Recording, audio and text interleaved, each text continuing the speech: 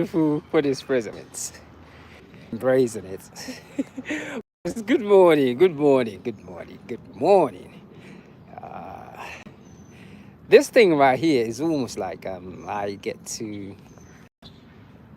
talk about mental illness, the appreciation of life, uh, the ability to respect and love. Uh, just all those things I get to really share on this uh, platform right here. YouTube, yes, YouTube. Thank you, thank you, thank you. I salute you. But yes, I am just grateful. I am grateful. I am. Let me get this thing situated right here. What am I trying to do? Yes, I am truly grateful for this present moment. It is a beautiful day. Uh, I'll tell you one thing though.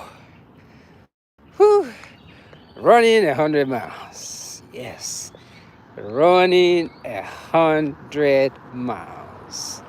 Now that has just, uh, I don't even know what to say about running 100 miles. That is probably one of the most hardest thing that I've ever done in my whole entire life. To actually say I want to run 100 miles. I mean, running 100 miles, it's just, uh, I cannot even comprehend it. But running 100 miles, running 100 miles. I truly wish somebody had told me that I can do this many years ago. Running 100 miles just really brought out the best in me. Yes, I love this part right here. It's kind of cool. But running 100 miles, absolutely amazing. Yeah, I did it, and it just changed how I view life, spirituality. I mean, it truly brought me to humbleness. Running 100 miles. I thought running 26 miles was a lot harder. But running 100 miles, it's just, I had to learn how to make it part of my life. So I became running, reading, family man. I mean, you just name it. It's just one of those things that I cannot even comprehend. Uh, but it really brought me discipline. When I got done with my experience, I let go of blaming that I've done for many, many years. I have blamed my family, parents, for everything that has actually transpired in my life. Yes, I blame everybody. I never took responsibility. Uh, it was always somebody's fault. It was never my own. But when I did that thing called running 100 miles, it really changed my whole thinking. I think that was the day that I met my maker. And of course, I did not have no experience. Thank you, thank you, thank you, thank you, sir. I don't know anyone who's ever run 100 miles before. I just read and hear people talk about, yes, running 100 miles. And I said, okay, I want to run 100 miles too. I run 26. And that was it. My experience was just, I cannot believe it. I truly got to know myself. I had to spend a lot of time by myself. Had to learn the word consistency, getting up early every day, moving my body even when my body doesn't want to be moved. I was determined. I got hurt. I starved myself, didn't know how to eat. I mean, you just name it. I pushed my body to its limit. I was angry, but the determination. I was looking for inspiration so bad. My first 100 miles, couple of them, mile 66 was my limit.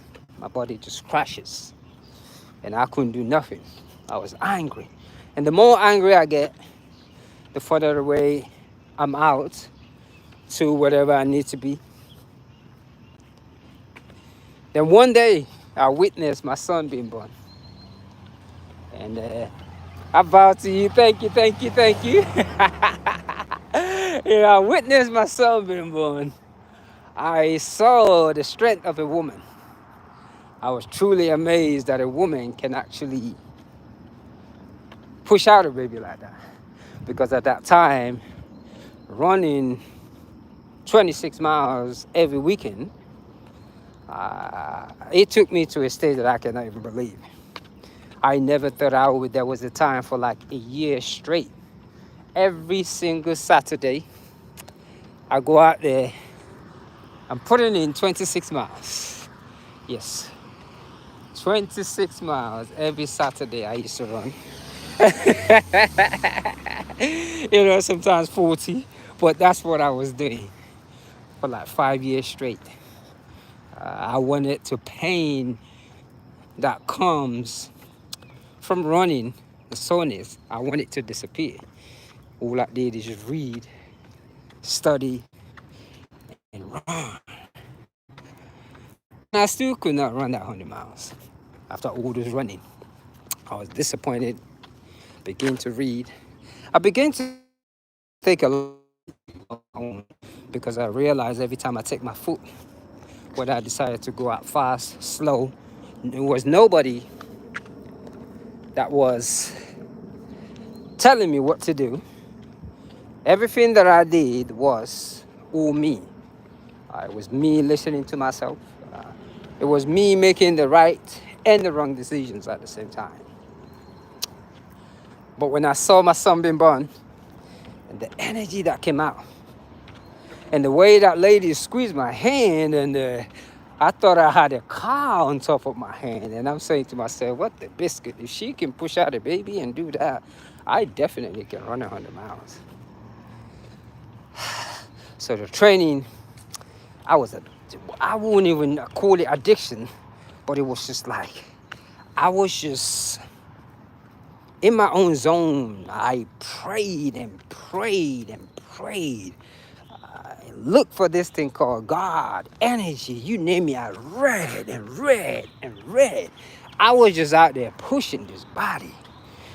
Metaphysics, I wanted to be Superman, you just name it.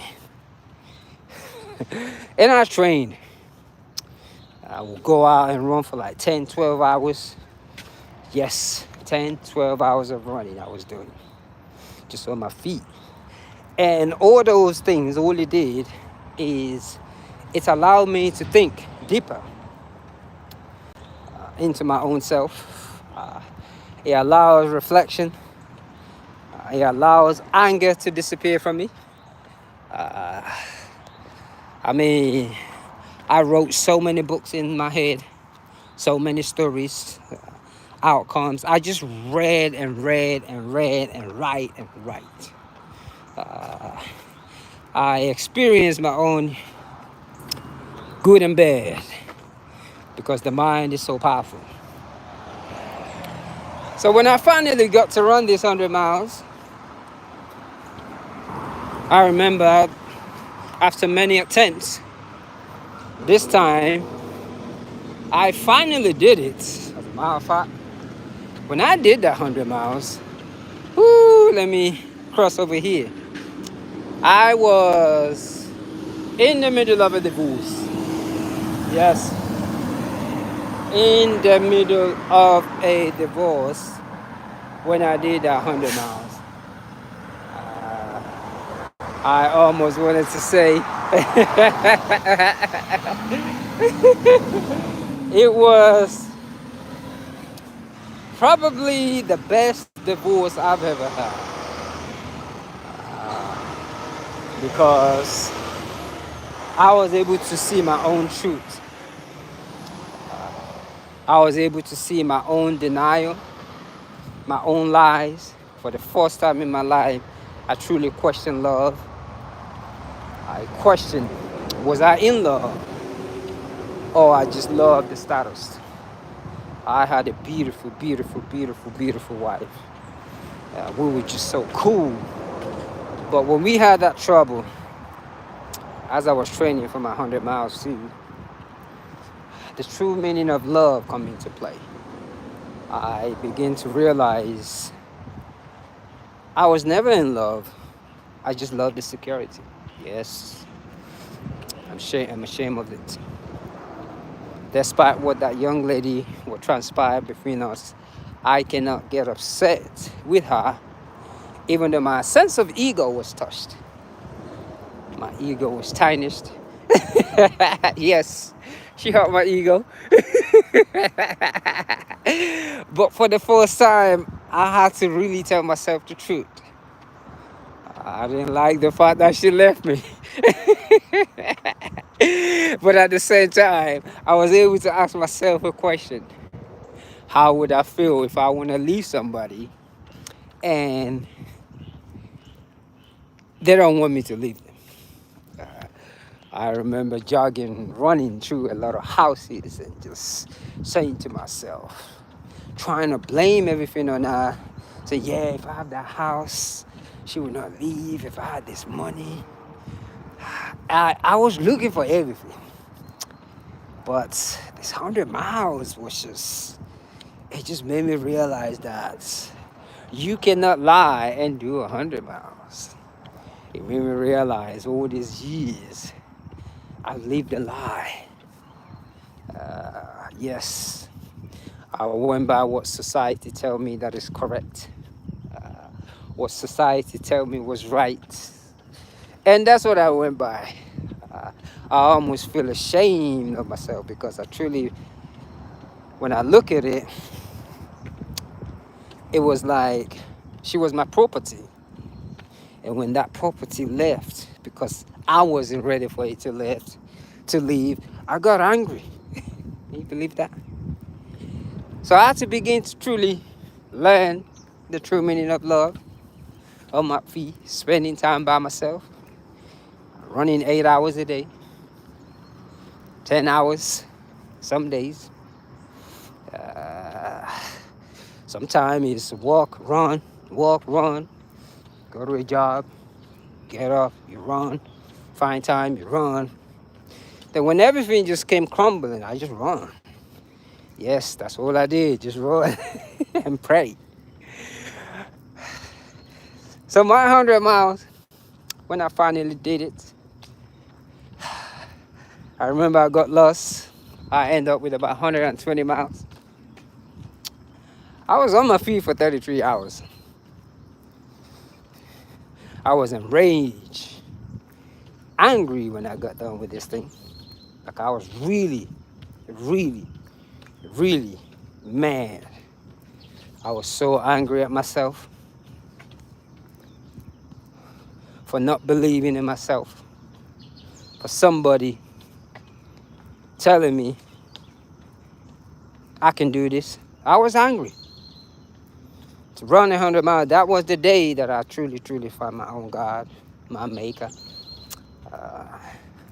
After completing that 120 miles, I was never the same again. I began to look at life differently.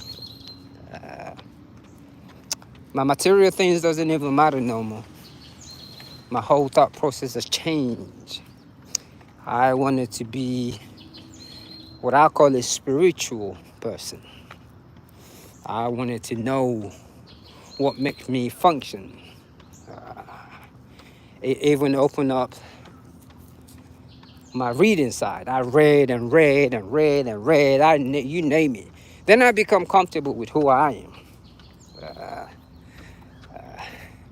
I'm a Yoruba man. What was so funny is after running that 100 miles, I remember after 33 hours, the only name that came into my head was Orunmila. I began chanting Orunmila so bad. Orunmila, Orunmila. I felt like a true Yoruba man that day. And especially when I was at mile 70, mile 80, the Yoruba in me was born. I become more confident in myself, even though I was angry. That why didn't somebody tell me I can do this? I remember I didn't even sleep. I did not sleep for 33 hours. Yes, my third attempt or fourth attempt, I did not sleep for 33 hours. I was high, like a mother biscuit. I remember taking a nap while I was running. And it was on a mountain too. Oh, my biscuit, it was the greatest experience of my life. I was angry. Why did somebody tell me I can do this? Why did I limit myself? And I had to begin to retrain my own mind. But that was the day I found my maker. I read the Bible again, read it 2-3 times. Quran. I wanted to get out of that mood of prejudice. I've become a real Yoruba man. Yes, I'm a Yoruba lawa. Yes, I have a tribe. The Yorubas. I have one that is the Egbas. Egba? The Abekuta, the state of Ogun. Then I have the other one, which is the Ijebus, my mother's side. I remember growing up as a little kid, the tension within those two. But it was so funny, I was able to relate to both sides when I ran that 100 miles. I would never ever tell you I was an African before, because I was so ashamed of it. But when I finished that 100 miler, I became an African. Yes, I became me, the philosopher. You name it came out of me. Everything came out of me. So running 100 miles, I cannot even comprehend it. I'm looking forward to doing it again. And I think after that, I did another one where I ran for 24 hours straight. Actually, this one, I took a nap for half an hour, so I ran for like 23 and a half hours. So pushing my body through all those things, it just takes me somewhere that I cannot even explain. There's this thing called energy, God, or whatever you want to call it. Material things don't even matter to me no more. I don't give a biscuit about money. I feel so rich, and I mean wealthy from within me. I truly do. I truly, truly felt wealthy. I felt like I'm being blessed. So my whole focus is that inner strength, the perseverance of my culture, the ability to see the good in everybody. But that being said, today I am out of my zone right now. I was out of my zone, but I am just speaking. I don't even know how many out of body experience I could. But that being said, where you find peace and one love, one love, one love. And I gotta say this. One of my brothers from the Healthy Brotherhood is about to do his journey running 100 miles. I truly think I look forward to it. I can't wait to bring my input. I don't want him to go through what I went through, because I didn't have no experience. And I starved myself. I remember one race, I literally ran for 80 miles without no food. When I remembered that I haven't ate for over 12 hours. My whole body shut down, and that was the most powerful experience of my life. All because I thought about food. My body just went whoop. But yes, gratitude, gratitude, gratitude.